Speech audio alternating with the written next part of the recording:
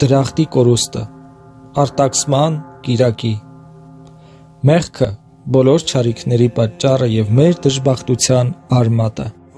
Մեծ պահքի երկրորդ կիրակին իր անունը եւ իմաստը ստանում է առաջին կիրակիով հիշատակված մարդկային երջանիկ վիճակի ողբերգական վախճանից։ Այսինքն, մեզ հիշեցնում է մարդու դրախտից արտաքսվելը։ Արարիչն Աստված, երբ իր ստեղծած մարդուն դրեց դրախտում, նրան հետևյալ պատվերը տվեց. Դրախտում գտնվող բոլոր ծառերի պտուղներից կուտես, բայց բարու եւ չարի գիտության ծառից չպետք է ուտես, որովհետեւ այն օրը, երբ նրանից ուտես, անկասկած կմեռնես։ Եվ օձն Աստծո ստեղծած կենդանիներից ամենախորամանկն էր։ Օձը մոտեցավ կնոջը եւ ասաց.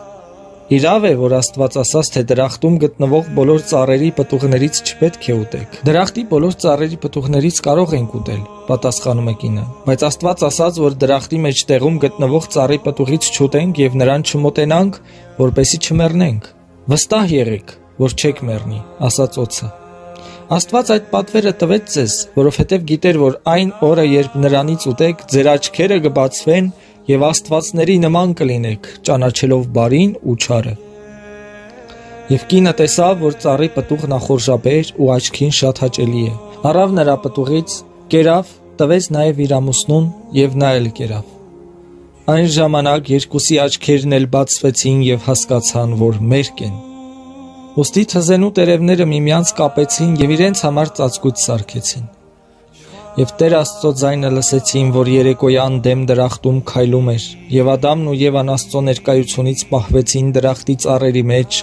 եւ Տեր Աստվածը կանչեց Ադամին. Ո՞ւր ես։ Եվ Ադամը պատասխանեց.